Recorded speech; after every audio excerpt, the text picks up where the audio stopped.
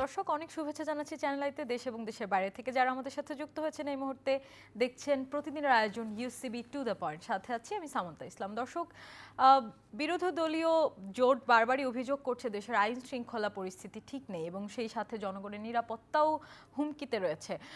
আমরা আজ কথা বলতে চাই দেশের আইন শৃঙ্খলা কোন দিকে যাচ্ছে এবং ছোট ছোট চুরি ডাকাতি ছিনতাইয়ের ঘটনা তো আমরা শুনতেই পাচ্ছি এবং বড় ধরনের কয়েকটি ঘটনাও ঘটেছে। সেই সব কিছু নিয়ে আমরা বিশ্লেষণ করব এবং আজকে আমরা আরও কথা বলতে চাই ঢাকার বিভিন্ন এলাকায় আসলে জনগণ কিভাবে চলাফেরা করছে বা জনজীবন আসলে কেমন কাটাচ্ছে মানুষজন।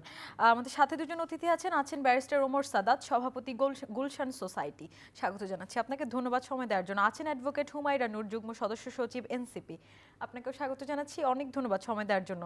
ওমর সাদাতের কাছেই প্রথমে যাব, বলছিলাম ঢাকার মানুষজন আসলে কিভাবে জীবনযাপন করছে। সো একটু বৃষ্টি হলেই আমরা দেখি যে পানি জমে যাচ্ছে, আর যানজটের কথা আসলে নাই বলি, সেটা বললেই হয়তো এমন কথা আসে যে নগরায়ন করতে তো এটা ঠিক করতে অনেক টাইম লাগবে, কিন্তু ড্রেনগুলো আসলে পরিষ্কার করতে বা এই যে পানি জমে থাকে সেটা ঠিক করতে তো আসলে খুব বেশি সময় লাগার কথা না। এবং আমরা যতটুকু জানি সেখানে সরকারের বরাদ্দও আছে বাজেট, সেই জায়গায় কেন আসলে এখনো জনগণ একটু বৃষ্টি হলে ভোগান্তিতে পড়ছে? জি, এটা যে কি একটা জঘন্য অবস্থা সেটা বলে বোঝানো যাবে না। বাট প্রথমেই আপনাকে ধন্যবাদ আমাকে এই অনুষ্ঠানে উপস্থিত করবার জন্য, এবং আমার যিনি অন্যদিকে যিনি আছেন ওনার বিরুদ্ধে কিন্তু দাঁড়াতে অনেক সাহসের প্রয়োজন। তো আমাদের যেটা হচ্ছে যে আমাদের আইন শৃঙ্খলা নিয়ে অনুষ্ঠানে আমরা প্রথমে বৃষ্টি নিয়ে আলোচনা করছি, কারণ এটা বর্তমানে খুব টপিক্যাল। আপনি জানেন যে ঢাকা শহরে কেন পানি জমে? তার পানি জমার অন্যতম কারণ হলো যে কোথাও ওয়াসার লাইন তৈরি করেছে, কোথাও এলজিআরডি লাইন তৈরি করেছে, কোথাও ওয়ার্ড কমিশনাররা লাইন তৈরি করেছে। আপনি যদি দেখেন যে আমাদের বেইলি রোডে যে পানি জমেছে, পানি জমার কারণটি কি জানেন? মানে পানিতে তো একটা ফ্লো এর মতো, আপনি একদিক দিয়ে নামবে। এখন আমাদের এখানে একটা গ্রুপ তৈরি করেছে একটা লেভেলে, অন্য গ্রুপ তৈরি করেছে অন্য লেভেলে। অর্থাৎ এক পাশের পানি যখন অন্য পাশে নামতে যায়, নামতে কিন্তু নামতে পারে, এখন এটাই লেভেলে এটাই লেভেলে, পানি গিয়ে আটকে যাচ্ছে। তাহলে পানি কি হচ্ছে না, মানে পানি তো আপনার একটা লেভেল দিয়ে নামতে হবে, এটা তো গ্রাজুয়েশন করে লেভেল দিয়ে নামতে হবে, সেভাবে লেভেল দিয়ে নামতে পারছে না। আপনি বনানী অঞ্চলে যেখানে খুব বড় বড় স্টর্ম ওয়াটার সোয়ারেজ আছে, অর্ধেকের বেশি সিলটেশন হয়ে গেছে, মাটি ভরে গেছে একদম, সেটা দিয়ে হচ্ছে না। গত 18 বছরে গণতন্ত্র না থাকলে কি হয়, যে কোথাও জনগণের কাছে তো জবাবদিহিতার কোনো প্রশ্ন থাকে না, আপনি যা ইচ্ছা তাই করতে পারেন। তাতে কি হয়েছে যে গত 18 বছরে নগরায়নের নামে নরকায়ন হয়ে গেছে। ঢাকা শহর আজকে পৃথিবীর মধ্যে বসবাসের জন্য তৃতীয় নিকৃষ্টতম দেশ। আমি জানি যে আমার বোন বলবেন যে নাম্বিওর যে একটা নতুন সূচক বের হয়েছে, সেখানে দক্ষিণ এশিয়ার মধ্যে সবচেয়ে অনিরাপদ শহর হিসেবে ঢাকা শহরের নাগরিকরা মনে করেন। এটার কারণটা কি? এটার কারণ হলো যে আমরা একটা সঠিকভাবে এই নগরকে যে পরিচালনা দরকার ছিল সেটা করি নাই। বর্তমান সরকার এই বিষয়টাকে অত্যন্ত গুরুত্বপূর্ণভাবে নিয়েছেন। আমরা দেখেছি মাননীয় প্রধানমন্ত্রী নিজের রাস্তাঘাটে ঘুরে বেড়াচ্ছেন, এবং আমি বর্তমানে সিটি কর্পোরেশনের সঙ্গে আমি গুলশান সোসাইটির সভাপতি হিসেবে খুব ওতপ্রোতভাবে কাজ করি। প্রধানমন্ত্রী যে খাল খনন কর্মসূচিটা শুরু করেছিলেন, এটা আসলে এখন কোন দিকে যাচ্ছে, নাকি একটু উদ্বোধন হয় তারপর আসলে থেমে থাকলো ব্যাপারটা? না, আমি আপনাকে বুঝাই। আমরা তো অনেক কি বলবো যে মোয়ের অনেক নিচের দিকে, আমরাই সরকার থেকে অনেক চাপের মধ্যে আছি যে আপনারা কি করছেন, কারণ প্রধানমন্ত্রী ওনার মন্ত্রী মিনিস্টারদেরকে চাপ দেন, তারা আবার আমাদেরকে চাপ দেন। তো আমরা জানি যে কিভাবে গুলশান লেকটা পরিষ্কারের জন্য কাজ হচ্ছে। আমি যখন নির্বাচনের আগে ওনার সামনে উপস্থাপন করেছিলাম যে আমাদের গুলশান, বনানী, বারিধার যে লেকগুলো আছে, ঢাকার চারিপাশে ময়লাগুলো এসে পড়ে, সেখানে কিন্তু খুব সিরিয়াসলি জিনিসটা নিয়েছেন এবং নিয়ে উনি সেটার উপরে খুব গুরুত্বের সঙ্গে কাজ করে যাচ্ছেন। 6টা থেকে 8টা মিটিং করে ফেলছেন, সকাল থেকে রাত পর্যন্ত লোকজন কাজ করছে। দীর্ঘদিন পরে আমরা গুলশান সোসাইটি থেকে বারবার বলে আসছি যে এটাকে পরিবর্তন করতে হবে, এবং ইনশাল্লাহ পরিবর্তন শুরু হয়েছে। এবং আপনারা যে ক্লিন করছেন, এই ক্লিনলিনেসটা যেন পরে সাস্টেইন করে, সেই জন্য আপনাদের কি পরিকল্পনা? জি, সেটা জন্যই বলছি। আপনি যদি সাংহাইতে দেখেন, সাংহাইতে এখন থেকে 20 বছর আগে কিন্তু একদম ঢাকার মতো অবস্থা ছিল। গত 20 বছরে তারা তাদের পানি পরিষ্কার করে ফেলেছে। আপনি যদি এখন শুরু করেন, গত 20 বছরের মধ্যে সাস্টেইনেবল ওয়েতে এটা পরিচ্ছন্ন হয়ে যাবে। কিন্তু তার আগে একটা কথা মনে রাখতে হবে, আমরা সব দায়িত্ব সরকারকে দিলে হবে না। আমরা জনগণ, আমাদেরও দায়িত্ব আছে। আমরা রাস্তাঘাট সমানে পরিষ্কার করব আর বলবো সরকার তুমি রাস্তা পরিষ্কার করো না কেন, তাহলে তো হবে না। আমাদের নিজেদের দায়িত্ব নিতে হবে। আমরা নিজেরা যদি দায়িত্ব নেই, সেই দায়িত্বের নিলেই আমরা কিন্তু দেখতে পারবো আমাদের রাস্তাঘাট পরিষ্কার, আমাদের লেক পরিষ্কার এবং আমাদের আইন শৃঙ্খলা একদম পারফেক্ট। এটার উদাহরণ হিসেবে আমি যদি একটু আপনার কথাটা টেনে নিই, যে আমি একটু বর্তমানে law and order coordination council বলে একটা সংগঠনের সভাপতি, সেটা গুলশান, বনানী, বারিধারা, নিকেতন অঞ্চলের সোসাইটিগুলো নিয়ে গঠিত, এবং তার কাজ হলো এই অঞ্চলের ল অ্যান্ড অর্ডারটাকে ঠিক রাখা। আমরা কি করি এখানে? আমরা বিভিন্ন রাস্তাতে 1200 ক্যামেরা লাগিয়েছি। আমরা কি করি এখানে? আমাদের রাতের বেলা আমাদের কমিউনিটি পুলিশরা রাতের পাহারা দেয়। আমাদের রাতের বেলা যেই ঝাড়ুদারা ঝাড় দেয়, তাদের মাথার মধ্যে একটা লাইট থাকে এবং হাতের মধ্যে লাঠি থাকে, মুখে একটা বাঁশি থাকে। তারা যে রাস্তা পরিষ্কার করে বাঁশি দিতে দিতে যায়। অর্থাৎ এলাকার মধ্যে একটা সার্বক্ষণিক একটা ভাব থাকে, একটা ভাব থাকে যে চুরি করতে আসলে কিন্তু চুরি করা যাবে না, চুরি করলে আপনি ধরা পড়ে যাবেন। সুতরাং অপরাধীর কিন্তু কোনো পরিচয় নাই। অপরাধীর সবচেয়ে বড় পরিচয় হলো সে অপরাধী। তার কোনো ভাই নাই, বাবা নাই, দল নাই, পদ নাই, থাকতে পারে না। এবং আমরা এত বছর পরে যে সুযোগটা পেয়েছি, আমার বিশ্বাস মাননীয় প্রধানমন্ত্রী সেই সুযোগটা গ্রহণ করে এই অপরাধীদেরকে নির্মূল করবেন। অনেক ধন্যবাদ আপনাকে, অনেক সুন্দর কথা বলেন। এইসব শুনতে আসলে ভালোই লাগে, স্বপ্নের মতো মনে হয়। আমি হুমায়রা নূরের কাছে যাই। এই যে মুদ্রার এক পিঠের কথা আমরা শুনলাম, গুলশান বনানী তো আসলে বরাবরই ভালো থাকে, বা একটু আমরা যেটাকে সুপেরিয়র বলি সেই জায়গায় থাকে। তো সেই জায়গায় আমরা যদি একটু গুলিস্তান, মোহাম্মদপুর, নিউ মার্কেট এইসব দিকেও আসি, ইদানিং শুনতে পাচ্ছি যে চাঁদাবাজি বেড়ে গিয়েছে। নিউ মার্কেটে এরকম ঘটনাও ঘটেছে, ব্যবসায়ীদেরকে, রিক্সাওয়ালাদেরকে চাঁদা দেওয়ার জন্য বাধ্য করা হচ্ছে। বিভিন্ন জায়গায় আরও অনেকেই এমন অভিযোগ করেছে। সো আপনার কাছে আসলে কি মনে হয়, বর্তমান সরকার ক্ষমতা এসে 5 মাস হানিমুন পিরিয়ড যেটা সরকার বলে থাকেন বা সরকারি দলের লোকজন বলে থাকেন, কিন্তু 5 মাসের মধ্যে বিরোধী দল হিসেবে আপনারা কি উন্নয়ন দেখছেন, এবং চাঁদাবাজি আসলে বেড়েছে নাকি এটা আপনাদের নিছক অভিযোগ? ধন্যবাদ আপা আপনাকে। আমার সহলোচক এবং অত্যন্ত বিজ্ঞ একজন আইনজীবী। আমরা নিত্যদিন ওনার কাছে কোর্টে ওনার আর্গুমেন্টস, ওনার আইনি দক্ষতা দেখি, শিখি। আজকে ওনার সাথে এক টেবিলে বসে কথা বলার সুযোগ হয়েছে। কিন্তু যেহেতু আমরা আইনজীবী, কোর্টেও তো আমরা আসলে একই মামলায় একজন আরেকজনের সাথে লড়াই করতেই হয়। সেই প্রেক্ষাপটের চেয়ে আলাদা কোনো প্রেক্ষাপট না। তো দর্শকদের সালাম এবং শুভেচ্ছা জানিয়ে শুরু করছি। যেহেতু মানুষের জন্যই রাজনীতিটা করতে এসেছি, বাস্তব চিত্রটা তুলে ধরাটাই আসলে মূল উদ্দেশ্য।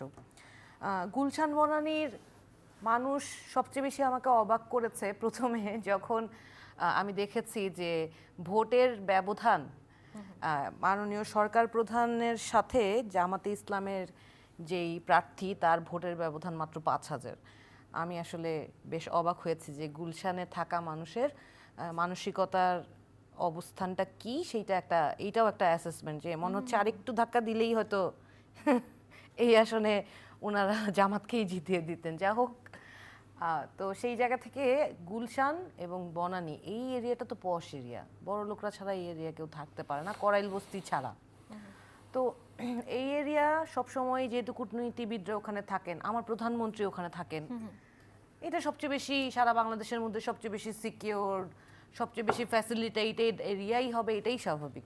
ওইটাকে আসলে স্ট্যান্ডার্ড ধরে আলাপটা করতে পারছি না, কারণ একই নজর যদি সারা বাংলাদেশের অন্যান্য এরিয়াতে, অন্যান্য সিটি কর্পোরেশনে, অন্যান্য এরিয়াতে দেয়া হতো, তাহলে সত্যি আমরা ভালো কিছু দেখতে পারতাম। স্যার বলছিলেন যে নামবিওর যে ক্রাইম ডেস্কের রিপোর্ট, সেই রিপোর্টে অপরাধ সূচক এসেছে 62.2%। বাংলাদেশের নিরাপত্তার অবস্থা ভয়াবহ, এবং এই নিরাপত্তার অবস্থা আমরা শুনেছিলাম যে একটা নির্বাচিত সরকার আসলে সেটার উন্নয়ন হবে। আপনি দেখেন এখানে জলাবদ্ধতার কথা বলা হচ্ছিল, আইন শৃঙ্খলার কথা তো উঠেই আসলো। আমি যদি শুধু জলাবদ্ধতার বিষয়টা তুলে ধরি, আমি বাংলাদেশের ড্রেনেজ সিস্টেম ঠিক করার জন্য যে অর্থ বরাদ্দ দেয়া হয়, সেগুলো তো স্থানীয় সরকার মন্ত্রণালয়ের মাধ্যমেই সেইগুলোর আসলে ব্যবস্থাপনা নিয়ন্ত্রণ করা হয়। আপনি দেখেন যদি আপনাকে 10 টাকা দেওয়া হয়, 9 টাকাই যাদেরকে কাজে দেওয়া হয়েছে তারা খেয়ে ফেলে, এবং একেবারে এটা আপনি তদন্ত করলে এটার প্রমাণ পাবেন। তো সমস্যা হচ্ছে আমি যখন এটা নিয়ে প্রশ্ন করব, তখন বলবে তুমি এটা কেন করলা, তোমার এখতিয়ার আছে। ওই যে রাস্তা যখন হাসনাত আবদুল্লাহ যখন রাস্তায় যে পিচ ঢালার কাজ হচ্ছিল, ওই জায়গায় যে হাত দিয়ে টেনে রাস্তার পিচের তুলে ফেললো, কত বাজে কাজ হলে এই রাস্তার কার্পেট হাত দিয়ে টেনে তুলে ফেলা যায়, সেই জিনিসটা যখন চোখে আঙ্গুল দিয়ে হাসনাত আবদুল্লাহ দেখিয়ে দিল, তখন তাকে বরং প্রশ্ন করা হলো যে তার এখতিয়ার কি। এখন জবাবদিহিতা, সবার সচেতনতা, এই কাজগুলো আমরা কখন করতে পারবো? যখন আমরা কোনো প্রতিবন্ধকতার শিকার হব না এবং স্বাধীনভাবে প্রশ্ন করতে পারবো। আপনি দেখেন মোহাম্মদপুর একটা একেবারে অপরাধের অভয়ারণ্য হিসেবে তৈরি হয়েছে এবং রিপোর্টের যে নারায়ণগঞ্জ থেকে নাকি এসে এসে এখানে অপরাধ করে আবার ফিরে যায়। আমার দেশে একজন এত স্ট্রং স্বরাষ্ট্রমন্ত্রী আছেন, উনার যে ভূমিকা এইটা আসলে এত দুঃখজনক। He is performing great at every sphere of this government except for his own ministry. এত দুঃখজনক উনার পারফরমেন্স, মানে উনি সব জায়গায় সবার দায়িত্ব উনি খুবই ভালোভাবে পালন করছেন, শুধু নিজের দায়িত্বটুকু ছাড়া। শুনতে পাচ্ছি অন্য আরেকজনকে হয়তো স্বরাষ্ট্রমন্ত্রী করা হবে বলে জানা যাচ্ছে। তবে মন্ত্রণালয়ের একটা মন্ত্রণালয়ের সাথে আরেকটা মন্ত্রণালয়ের কোনো সমন্বয় নাই। এই কারণে যেমন আইন শৃঙ্খলা পরিস্থিতির অবস্থা খারাপ, তেমনি এই যে বৃষ্টির পানি জমে জলাবদ্ধতা তৈরি হওয়া, ডেঙ্গুর প্রাদুর্ভাব বাড়া এবং মানুষের যা দুর্ভোগ এই 180 দিনের সরকারের যা দেখিয়েছে, মানুষ আসলে ওই যে বলছিল না যে নির্বাচিত সরকার আসলে সব ঠিক হয়ে যাবে, এটা আসলে সম্পূর্ণ ভুল প্রমাণিত হয়েছে। আমি শুধু যদি এই 6 মাসের হিস্ট্রি না বলি, আপনি তো টিআইবির 100 দিনের রিপোর্টটা দেখেছেন যে কি পরিমাণ খারাপ অবস্থা, যে গণমাধ্যম কর্মীরা পর্যন্ত নানান মবের শিকার হওয়া থেকে এই 100 দিনে বাঁচেনি, এখন তো 180 দিন। আগে তো বলতাম যে ইন্টারিম গভর্নমেন্টের আমলে নাকি মব সৃষ্টি করছে যারা, এটা নির্বাচিত সরকার নাই বলে। এখনো কি সেটা ঠিক হয়েছে? কেন পারছে না? গতকালকে ঘটনা দেখেন, নিউ মার্কেট এলাকায় যুবদল আর ছাত্রদল চাঁদার ভাগ নিয়ে মারামারি। আপনার ছেলেদেরকে কন্ট্রোল করবে কে? আপনি সব জায়গায় দলীয়করণ করছেন এবং এরা জানে যে এরা যাই করুক দলীয়করণ এবং তাদের আশ্রয় প্রশ্রয়ের কারণে এদের কোনো বিচারই হবে না। আমি জাস্ট আপনাকে একটা রিপোর্ট পড়ে শোনাই। হ্যাঁ, বিএনপি নেতা মকবুল, হ্যাঁ, চাঁদাবাজির কাছে জিম্মি নিউ মার্কেটের ব্যবসায়ীরা। নিউ মার্কেট থানা বিএনপির সাবেক সভাপতি মকবুলের নিজস্ব চাঁদা তোলার বাহিনী আছে। ফুটপাত থেকে দৈনিক তুলেন 6 লাখ টাকা। মার্কেটের অভ্যন্তরে রয়েছে 500 দোকান। বিদ্যুৎ বিল তুলছে 2500 টাকা কোনো বিলের কপি ছাড়া। ফুটপাতে পার্কিংয়ের জন্য প্রতি গাড়ি বাবদ 20 টাকা করে তুলছে, কোনো অনুমোদন নাই সিটি কর্পোরেশনের। ফুটপাতের 150টি দোকান দখল নিয়েছে মকবুল সাহেবের বাহিনী নিজেই।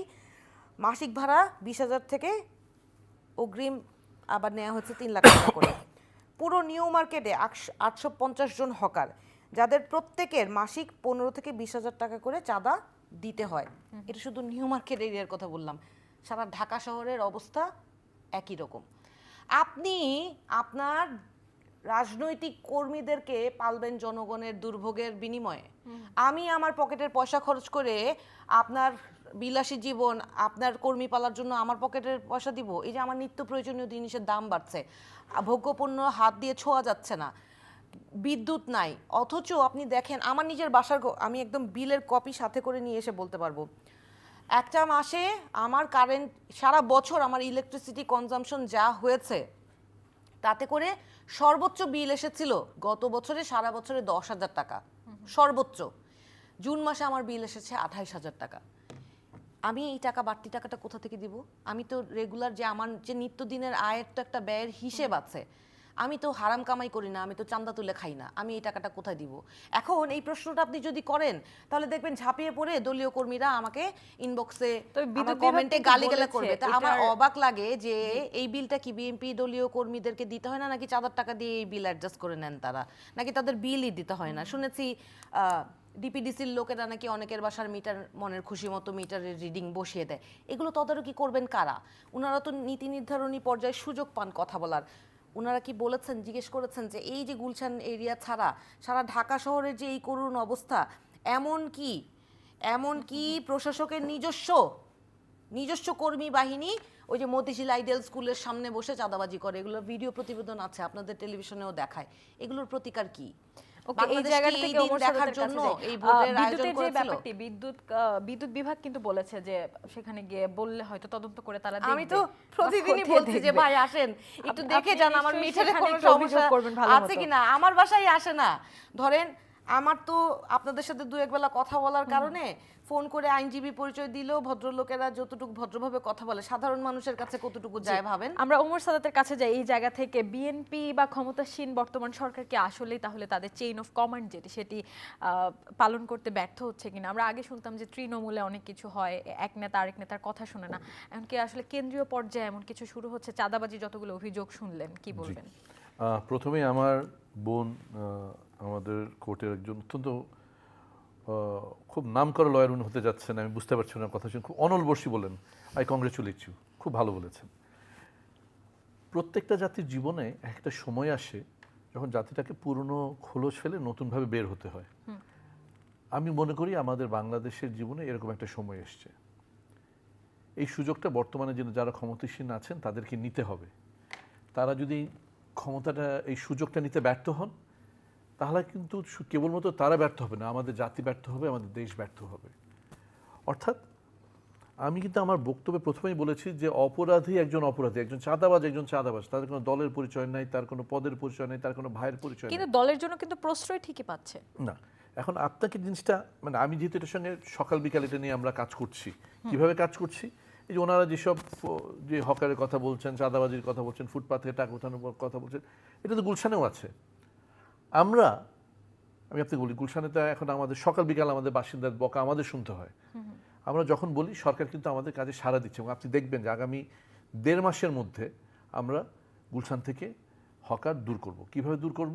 আমরা সব জায়গাতে, হকার কিন্তু আমাদের প্রান্তিক মানুষদের জন্য দরকার, আপনি চাইলে উঠিয়ে দিতে পারবেন না, তাদের প্রয়োজন আছে, কিন্তু আমরা জিনিসটাকে রেগুলেট করে নিয়ে আসবো। আমরা মাননীয় প্রশাসকের সঙ্গে কথা বলেছি, আমরা যারা এলাকার যারা গুরুত্বপূর্ণ ব্যক্তি তাদের সঙ্গে কথা বলেছি, এবং তারা বলেছেন তারা আমাদেরকে পূর্ণ সমর্থন করবেন। আমি ইনশাল্লাহ 1.5 মাস পরে আপনার সঙ্গে আমি আবার বসবো, এবং আমি আপনাকে গ্যারান্টি দেব। শেষ করে আমার একটা প্রস্তাবনা ছিল, সেটা হচ্ছে যারা হকার তারা তো কষ্ট করে খায়, তাদেরকে আপনি যদি একটা স্পেসে দোকান করে দেন, তারা ওখানে তারা ব্যবসাটা পরিচালনা করবে, তাহলে তাদেরও কষ্ট হয় না, তবে এটা হয়তো গুলশানের জন্য সম্ভব, কিন্তু বাইরে সম্ভব না কেন? আমি বাংলাদেশে আপনার সেখানে ফেরত আসছি।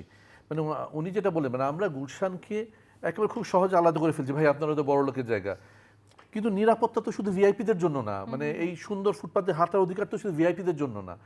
কেন গুলশান বনেন ডিফারেন্ট? কারণ আমরা আমাদের নিজেদের দায়িত্ব আমরা কেবলমাত্র সরকারের হাতে ছেড়ে দিই নাই, আমরা এলাকার মানুষরা এক জায়গায় হয়ে আমরা কাজটা করার চেষ্টা করছি। আপনি যতক্ষণ পর্যন্ত না নিজের দায়িত্বে নিজের কাছে দিবেন, বা যতক্ষণ পর্যন্ত না সরকার বাসিন্দাদেরকে এই কাজগুলো তো অন্তর্ভুক্ত না করবে, যাদের আসলে 5টা মৌলিক অধিকারই নিশ্চিত হচ্ছে না, তারা আসলে কিভাবে একটা এলাকা ভালো করার দায়িত্ব না নেবে? এটা তো কিছু না যে আপনি যেন অবাক হবেন। আমাদের গুলশানে একজন মানুষ প্রত্যেকটা রাস্তা সকালবেলা আমাদের একজন বাসিন্দা আধা ঘন্টা ধরে হেঁটে দেখেন পরিষ্কার হয় কিনা। এটার জন্য তো বড়লোক গরিবের কোনো ব্যাপার নাই। আপনার রাস্তা আপনাকে পরিষ্কার রাখতে হবে, আপনাদের বাসিন্দাদেরকে সংযুক্ত করতে হবে। আপনি যান না, আপনি মোহাম্মদপুরে যান, আপনি মিরপুরে যান, আপনি মানুষকে ইনভলভ করার চেষ্টা করেন, প্রত্যেকে ইনভলভ হবে। আপনি করাইলেও যান না কেন, করাইল বস্তিতে যান, আপনি যদি বলেন যে আপনার নিরাপত্তার জন্য ডেলি আপনি আধা ঘন্টা সময় দিবেন, সবাই দিবে। কিন্তু আমরা ব্যর্থ হচ্ছি কোথায়? আপনি বিহেভিয়ারাল চেঞ্জের কথা বলছেন, সেটা আনাও কিন্তু অনেক সময় বিহেভিয়ারাল চেঞ্জ না, আমি যেটা বলার চেষ্টা করছি সেটা হচ্ছে যে সরকার এবং বাসিন্দাদেরকে একসঙ্গে মিলে কাজ করতে হবে। সরকার তুমি খারাপ, সরকার তুমি করছো না, সেটাতে কিছু না। আমরা দীর্ঘদিন ধরে আক্ষেপ করে আসছি, আর আক্ষেপ না, এবার আমাদের পদক্ষেপ নিতে হবে। আমাদের জনসাধারণকে পদক্ষেপ নিতে হবে, আমাকে পদক্ষেপ নিতে হবে, আমাকে থেকে শুরু। সরকার তুমি খারাপ বললেই সমস্যার সমাধান। কিন্তু হুমায়রা নূর যে দলীয়করণের কথা আসলে বললেন, সরকার যদি এভাবে আসলে দলীয়করণ করে থাকে, তাহলে কি আসলে জনগণ সরকারের জন্য হয়ে কাজ করবে? বা স্পেশালি যদি বলতে চাই, বিরোধী দলীয় মনোভাবের যারা আছে তারা কি সরকারকে সাহায্য করবে? না, বিরোধী দল মনোভাব যারা আছে তারা তো কখনোই সরকারকে সহযোগিতা করবে না, দুনিয়ার কোথাও করে নাই, সেটা করার কথাও না। কিন্তু সরকার আর বিরোধী দলের মাঝে কিন্তু বড় একটা অংশ আছে যারা সাধারণ মানুষ, যারা ভালোভাবে থাকতে চায়, তারা হয়তো একটা এনসিপিকে সাপোর্ট করে, তারা হয়তো জামাতকে সাপোর্ট করে, কিন্তু তারা কিন্তু ভালোভাবে থাকতে চায়। আপনি দেখবেন যে বর্তমান সরকারের যে কাজগুলো আমাদের মাননীয় প্রধানমন্ত্রী নিচ্ছেন, আমি কিন্তু ওনাকে তুষ্ট করার জন্য কথাগুলো বলছি না, উনি যে সাধারণভাবে চলাফেরা করছেন, মানুষের মধ্যে কিন্তু এটা খুব ব্যাপক পজিটিভ রিয়াকশন হয়েছে। এটা আমি আপনাকে, মানে প্রধানমন্ত্রীকে আমার চেয়ে খুশি করার জন্য শত শত আরও অনেক লোক রয়ে গেছে, ওনাকে খুশি করলে আমি কিছু পাবো না, আমরা সাধারণ মানুষ রাস্তাঘাটে চলি। কিন্তু একই সঙ্গে এই তুষ্ট করার পাশাপাশি যদি ওনাকে বলা হয়, আমি দেখেছি আমার অভিজ্ঞতা থেকে যে আমার এখানে চাঁদাবাজির কারণে কোনো কাজ হচ্ছে না, উনি সঙ্গে সঙ্গে নির্দেশ দেন, একে উঠিয়ে দেন। উদাহরণস্বরূপ বলি, আমি গতকালকে আমাদের গুলশান পার্কের সামনে, শাহাবুদ্দিন পার্কের সামনে কিছু লোক গাছ নিয়ে বসেছিল ফুটপাত দখল করে নেওয়ার জন্য। আমরা পুলিশের নজরে আনলাম, কিছু লোক বলার চেষ্টা করলো, আমরা দলের লোক, সঙ্গে সঙ্গে পুলিশ কথা না বলে তাদেরকে উঠিয়ে দিল। যেখানে আপনাকে অ্যাপ্রোচ করতে হবে, যদি কেউ দলের পরিচয় দেয় সেটা দলের নজরে আনতে হবে, তারপরে যদি সেখানে কোনো কাজ না হয় তাহলে ওনার কথাটা আমি মেনে নেব। কিন্তু উনি কি সেই চেষ্টাটা করে দেখেছেন, সেটা আমার প্রশ্ন। আচ্ছা, আমরা হুমায়রা নূরের কাছে যাই। আসলে কি সেই চেষ্টা করে দেখেছেন? আপনারা কি জানিয়েছেন সরকারি কোনো লোককে বা পুলিশকে? মানে আমি জাস্ট বলতে চাচ্ছি একটা মিনিট, যে আমরা এই টেলিভিশনের মঞ্চে আমরা কথা বলতে পারি, বড় বড় অভিযোগ জানাতে পারি, কিন্তু একটা প্রসেসের মাধ্যমে যেতে হবে। এই প্রসেসের মাধ্যমে আমার বিশ্বাস আমরা যদি আগাই আমরা ফলাফল পাবো। তবে প্রসেসে যাওয়ার জন্য যে শক্তি সামর্থ্য দরকার, এটাও বাংলাদেশের জনগণের কতটুকু আছে?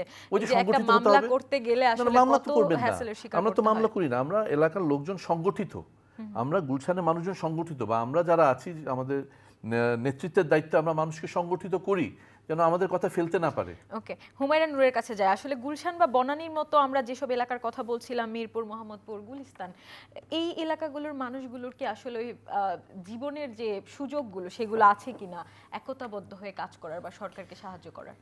আপা ধরেন সামাজিক অবস্থানে যারা ওপরের দিকে আছেন তাদের কথা প্রশাসন যেভাবে শুনেন, যেভাবে গুরুত্ব দেন, সেইভাবে সাধারণ মানুষের কথা শুনে না। হ্যাঁ, একতাবদ্ধ তারা হতে পারে, কিন্তু আপনি যদি চাঁদার দাবিতে কাউকে দিনে দুপুরে মেরে ফেলেন, আপনি যদি দিনে দুপুরে বিভিন্ন প্রশাসনিক কার্যালয়ে হামলা করেন, সাধারণ মানুষ তো ভয় পাবে, তারা তো বাঁচতে চায়। প্রতিদিন তো আর গণ অভ্যুত্থান হয় না। আপনি দেখেন, এই যে আমি এখানে আপনাকে রিপোর্ট দেখাচ্ছি, যে শুধুমাত্র এই যে ইয়ের শুমারি হচ্ছে না, ফ্যামিলি কার্ডের শুমারি, এই শুমারিতে নিজস্ব লোকজনের যথেষ্ট পরিমাণ নিয়োগ না হয়, এই দেখেন নিয়োগ কম পাওয়ায় এখন পর্যন্ত 18 ইউএনও কার্যালয়ে হামলা করেছে ছাত্রদল এবং বিএনপি কর্মীরা। এবং আমি দেখেছি আমাদের যে লক্ষ্মীপুরের একজন আইনজীবী ভাই, উনিও ফেসবুকে স্ট্যাটাস দিয়েছেন যে এই যে নিয়োগের কাজে কেন ছাত্রদলকে সুযোগ না দিয়ে ছাত্রলীগের ছেলেদেরকেও কাজ দেয়া হচ্ছে। আবার ধরেন আমার বাসার বেশ কাছেই একটা বস্তি আছে, বস্তি বলতে ওই যে এলাকার কিছু মানুষ ওখানে কয়েকটা ঘর তুলে থাকে। ওই জায়গাটা সবসময় আগে ছাত্রলীগ নিয়ন্ত্রণ করতো, ইন্টারিমের সময় থেকেই ছাত্রদল নিয়ন্ত্রণ করা শুরু করেছে। তো আগে যে টিসিবি কার্ড ছিল, এখন তো সেটা ফ্যামিলি কার্ড হয়েছে। টিসিবি কার্ডগুলো তারা নিয়ে নিয়েছে এবং তাদেরকে বলা হয়েছে যে এটা আবার নতুন করে ওনাদেরকে ইস্যু করা হবে। এই জাতীয় নির্বাচন হওয়ার আগ পর্যন্ত they were pushed and pressurised to vote for BNP, otherwise they won't be getting that TCB card, family card which is called now. এখন এই যে ফ্যামিলি কার্ড, ধরেন আমার নিজের বাসার বুয়ার কথা বলি, নাসিরউদ্দিন পাটোয়ারি আমার আসনের, মানে আমি যেখানে এখন থাকি সেই জায়গাটার উনি ছিলেন একজন প্রার্থী। স্বাভাবিকভাবে উনি সমস্ত বস্তিতে গিয়েছেন, যেহেতু আমি এনসিপি করি আমার বুয়া তাকে একটু বেশি দেখার সুযোগ পেয়েছে। উনি নাসিরউদ্দিন পাটোয়ারিকে সাথে করে ওনার বস্তিতে নিয়ে গিয়েছেন, just because she accompanied Nasiruddin Patwari to her surroundings. নির্বাচনের পরে আমার বুয়া জাস্ট 2 মাস পরে আমার বাসার কাজ ছেড়ে দিয়েছেন। কেন ছেড়ে দিয়েছেন? কারণ তাকে নাকি তার প্রতিবেশীরা এবং এলাকাবাসীরা সবাই বলছে যে তুমি শাপলাকুলিতে ভোট দিছো, তোমার ফ্যামিলি কার্ড, এবং সে অঝোরে কাঁদছে, গত 2 দিন আগেও এসেছে যে আমি নাকি শাপলাকুলিতে ভোট দিতেছি বলে আমার দোষ দিতেছে, এই কারণে আমার ফ্যামিলি কার্ড দিতেছে না, সবার ফ্যামিলি কার্ড হয়ে গেছে, আমার একটা প্রতিবন্ধী বাচ্চা। আপনি এটা আমি তো একদম ফার্স্ট হ্যান্ড এক্সপিরিয়েন্স থেকে বললাম। আপনি সারা জায়গায় জায়গায় খোঁজ নেন, চট্টগ্রামে ডিসি নিয়োগে 70 কোটি টাকা ঘুষ দেওয়া লেগেছে এবং উনি প্রতিজ্ঞা করেছেন যে কতদিনের মধ্যে আবার এই 70 কোটি টাকার পরিবর্তে কত কোটি টাকা আবার রিটার্ন দিবেন। হ্যাঁ, 70 লাখ টাকা, দুঃখিত 70 লাখ বা 70 কোটি, 70 মানে লাখই হবে, 70 কোটি না, 70 হিউজ কোটি অ্যামাউন্ট। পত্রিকা। না আমি দেখেই বলছি আসলে, মানে এভাবে বললে আসলে ভুল হবে। আমি রিপোর্টটাই যে only 70 crore টাকা। ও মাই So, গড। কত টাকার লাভ হলে, কত টাকার ব্যবসা হলে আপনি 70 কোটি টাকা আচ্ছা, ঘুষ আমরা দিয়ে টক DC শোতে হতে এগুলো পারেন? না বলে হুমায়রা এগুলো নূর, দুঃখ। আপনারা সংসদে আসলে কেন শুধুমাত্র সংসদে তো জুলাই সব কথা সংস্কার বলা এবং হচ্ছে, আপা। সংশোধন নিয়েই কথা বলছেন? এই যে এই জায়গাটাই ধরেন, এখন তো সংসদ ওপেন সারা জীবন, ছোটবেলা থেকে এখন পর্যন্ত কাউকে শুনি নাই সংসদ অধিবেশন এতটা দেখে এই যুগে যতটা দেখছে। আপনি শুনবেন এই পার্লামেন্টে যখন জ্বালানি সংকট হয়েছে তখন আমাদের সংসদ সদস্য জ্বালানি সংকট নিয়ে কথা বলেছে। এই পার্লামেন্টে দাঁড়িয়ে এই এই রেইপের ইস্যু নিয়ে কথা হয়েছে। প্রত্যেকটা ছোট জি, বড় আমরা জানি কারেন্ট আপনারা ইস্যু নিয়ে কিছুটা কিন্তু পরিসরে কথা বলছেন, তবে NCP বিরোধী দল হিসেবে কি আরো একটু প্রতিবাদ করা আপনাদের আমাদের উচিত না? এখানে তো সময়ের একটা ভাগ আছে। আপনি আমার আসন 6টা, এখন 2টো অ্যাড হয়ে আমার হয়েছে 8টা আসন। আমি তো অনুপাতে সময় খুবই কম পাই। যতটুকু সময় পাই অতটুকু সময়টা আমি এলাকাবাসী থেকে শুরু করে দেশের সার্বিক আইন শৃঙ্খলা পরিস্থিতি শুরু করে যে কোনো বার্নিং ইস্যু নিয়ে কিন্তু আমরা কথা বলছি। হ্যাঁ, 11 দলীয় জোটগতভাবে গণভোটের রায় বাস্তবায়নের লড়াইটা করছে, কিন্তু আমরা কিন্তু কোনো ইস্যু নিয়ে কথা বলছি না। এটা শুধু মিডিয়াতে আলাপ না, সংসদেও কথা বলার সুযোগ হাতছাড়া করছি এমন না। কিন্তু সেইখানে ওই যে বিদ্যুতের কথা বললে আমাদের বিদ্যুৎ মন্ত্রী বলেছে না যে ইয়ে থাকলে তো একজন মারা গিয়েছে বিদ্যুৎ পৃষ্ঠ হয়ে, তো ওখানে বলেছে না বিদ্যুৎ আছে বলেই তো মারা গিয়েছে। তো এই কথা তো আমরা কথা তুললে তো এই ধরনের রিয়াকশন পাই। সংসদেও তো আসলে এত বড় গুরুত্বপূর্ণ এত বড় সেনসিটিভ প্রিয় ইস্যুকে দর্শক, এভাবে আমরা হেসে আপনাদের উড়িয়ে দেওয়া সাথে হয়। আছি চ্যানেলের ডিজিটাল প্ল্যাটফর্ম ফেসবুক এবং ইউটিউবে, আপনারা আমাদের সাথে যুক্ত হতে পারেন। তো এইটা হচ্ছে আসলে বাস্তবতা, এবং দলীয়করণের কারণে আমরা যতই সামাজিকভাবে চেষ্টা করি না কেন এগুলোকে প্রতিহত করার, কিন্তু আলটিমেটলি আমরা এই যে সিন্ডিকেট, দলীয় সিন্ডিকেট এবং পেটোয়া বাহিনী, এই গুন্ডা বাহিনীকে কন্ট্রোল না করতে পারলে কোনোভাবেই সরকার বিরোধী সুনামের দল সাথে হিসেবে আপনারা কি করবেন বলে আমরা প্রতিবাদ পরিকল্পনা করছি, করছেন? প্রতিরোধ করার চেষ্টা করছি। এখন কি প্রতিদিন মারামারি করব? ধরেন আমরা শব্দ চয়ন করলে 10 জনের একজন খারাপ ভাবে শব্দ চয়ন করলে সেইটা নিয়ে প্রত্যেকটা মিডিয়ায় কথা বলতে বলা হয়, কিন্তু কার্যত যেইটা আইনগতভাবে অপরাধ সেইটা নিয়ে প্রতিরোধ প্রতিকারের ব্যবস্থা কি, সেইটার আলাপটা কোথায়? ধরেন জিকে গাউসকে নিয়ে যেই আলাপটা হয়েছে, যে জিকে গাউসকে বা ওখানে নাসিরউদ্দিন পাটোয়ারি কেন এই কথাটা বললো, অথচ 2024 সালের 31 ডিসেম্বর জিকে গাউসের নামের গোয়েন্দা রিপোর্ট পাবলিক প্ল্যাটফর্মে জনাব জুলকারনাইন স্যার কিন্তু প্রকাশ করেছে যে উনার নিজের দলের প্রার্থী বা বিএনপি সভাপতি উনার এলাকার, উনারা জিডি করেছেন পরপর 2টা, উনি এলাকায় চাঁদাবাজি, মামলা বাণিজ্য, নিজ দলের কর্মীদের নিষ্পেষণ, হেন কোনো অপরাধ নাই, উনি করছেন না, এবং সেটা উনি এখনো কন্টিনিউ করছেন। এই যে হবিগঞ্জকে একটা সন্ত্রাসের অভয়ারণ্য বানিয়ে রাখা হয়েছে, যেখানে আপনি আমি প্রবেশ করতে যেন না পারি, নিজ দলের কর্মীদেরকে তারা কন্ট্রোল করতে পারছে না বলে তারা 144 ধারা জারি করে। আপনি নিজের দলের এই লজ্জা নিয়ে তো বিএনপি কোথায় যাবে? এই সরকার কিভাবে বাকি 4.5 বছর টানবে? আপনি যদি নিজের দলের ছেলে মেয়েদের কন্ট্রোল করতে না পারেন, তাদের দ্বারা নাকি প্রতিহিংসার শিকার হইতে পারে, বিশৃঙ্খলা হইতে পারে, সেই জন্য নাকি 144 ধারা জারি করে। হাই সুবহানাল্লাহ, সারা বাংলাদেশে আপনি জানেন আদালতে পর্যন্ত, এই যে গতদিন দেখলাম যে যুব দলের একজনকে জামিন না দেয় আদালতে বিচারকের উপর হামলা হয়েছে, আপনি দেখেন। এবং বিদ্যুতের ইস্যুতে নাকি একজন বিচারক মন্তব্য করেছেন, ইলেকট্রিসিটি নাই কয়েক ঘন্টা ধরে, এটা নিয়ে উনি মন্তব্য করেছেন, সেই জন্য ওনার উপরে বিএনপি কর্মীরা হামলা করেছে। আদালত প্রাঙ্গণটা তো অন্তত ওনারা, আপনি তাহলে বলছেন দেশের ওনারা মানুষ অন্তত- আসলে এখন ভালো নেই? আপনি ভালো নমুনা তো আমি বলছি, এখন ধরে আমি ভুল বলে থাকি আপনি যাচাই করে দেখেন।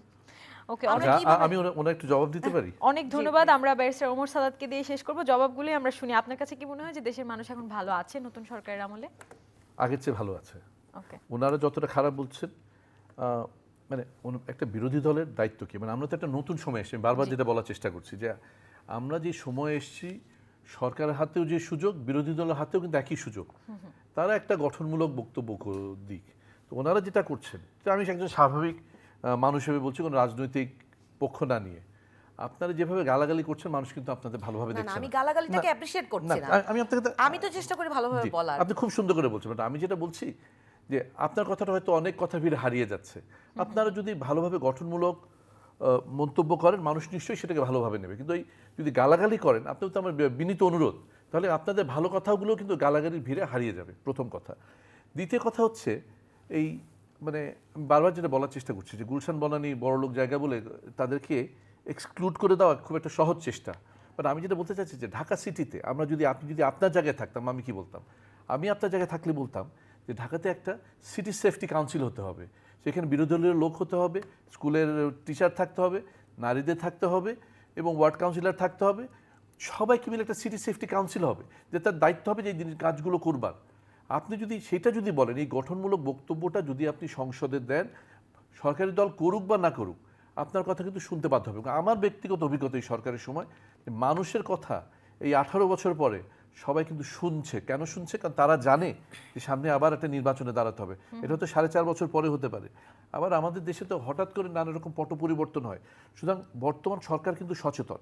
আপনি যে কথাটা বলছেন একেবারে যে মিথ্যা সেটা কিন্তু না। কিন্তু আমি আবারও বলছি, চাঁদাবাজির কোনো দল নেই। সেই দলগুলোতে আমরা যদি ধরিয়ে দিতে পারি, আমরা যদি সবাই মিলে একতাবদ্ধ হয়ে যদি তার বিরুদ্ধে প্রতিবাদ করতে পারি, অবশ্যই সরকারি ব্যাপারে ব্যবস্থা নিবে। সরকার ব্যবস্থা নিতে বাধ্য, কারণ আমরা জনগণ একসঙ্গে। আর যদি ফরগিভ মাই ফ্রেঞ্চ, কুত্তার বাচ্চা শুয়ারের বাচ্চা বলে গালাগালি করি, তাহলে কিন্তু কেউ আপনাদের কথা শুনবে না। কিন্তু একটু অ্যাড করি আমি স্যার। শেষ হয়নি, আমি শেষ ধরেন এই যে হয়নি। আপনি ভালো প্রস্তাবনাগুলো দিচ্ছেন, জি। আপনাকে কি ঢাকা, ধরেন আমি একজন ঢাকা নর্থের বাসিন্দা হিসেবে আমি চাইলাম আপনি একজন ভালো মানুষ এবং একজন দক্ষ মানুষ হিসেবে আপনাকে ঢাকা নর্থের প্রশাসক সেই বা জায়গায় যদি দলীয় মেয়র করণটা হিসেবে হয়ে আপনাকে যায়। প্রার্থী ঘোষণা করুক, ধরেন আমি এটা প্রস্তাব করলাম, জি। বিএনপি কি করবে? করবে না। আমি বলছি বিএনপি তো রাজনৈতিক দল, কেন করবে বিএনপি না? কেন করবে? না কেন? না, বিএনপি তো খালি রাজনৈতিক দল। দলীয়করণই কেন করবে? কারণ এটা এইটাই আমার দল। প্রশ্ন। এবং শুধু তাই দল না, তো এটা রাজনৈতিক তো দল, যার দক্ষ দলের জন্য লোককে, রাজনৈতিক দল কিন্তু সরকারে তো আছে, সরকার পরিচালনায় যারা সহযোগিতা করবে। কেন আনিসুল হক মেয়র ছিলেন না? জি। উনি তো রাজনীতিবিদ আগে ছিলেন না। কিন্তু আমি বলছি যে আপনার সেই সুযোগটা আপনি পাবেন কিনা এটা আমার সন্দেহ। কেন জানেন? কারণ আপনাকে চাটুকার হতে হবে। না, আপনি ঠিক আছে। বিরোধী দল, আমরা বিরোধী আমার দল, কথা হচ্ছে ওই যে যে আপনার রাশেদ কেন খানের মতো। সবসময় মেয়র হতে হবে? কেন আমি আমার আমি নাগরিকের কিছু দায়িত্বতে হতে কাজগুলো হবে করতে না। পারবো না? কিন্তু আমার আপনাকে সেই সুযোগ দেওয়া হবে না যতক্ষণ না পর্যন্ত আপনি আমি তো করছি সেই সেটা। পজিশনে না আমি যান। যেহেতু কাজটা করছি, আমি জানি যে আমি নাগরিক হিসেবে কেন আমাকে রাজনৈতিক দলের সদস্য হতে হবে, কেন আমাকে একটা রাজনৈতিক জায়গায় গিয়ে কাজ করতে হবে, কেন আমি আমার নিজের জায়গা থেকে সামান্য একজন জনগণ হিসেবে আমি কাজ করতে পারবো না। আমি যতক্ষণ পর্যন্ত সেটা না পারবো, যতক্ষণ পর্যন্ত না আমি আমাকে এবং আমার মানুষকে সংগঠিত করতে না পারবো, রাজনৈতিক দল আমার কথা শুনবে কেন? সে তো তার স্বার্থ অনুযায়ী কাজ করবেই।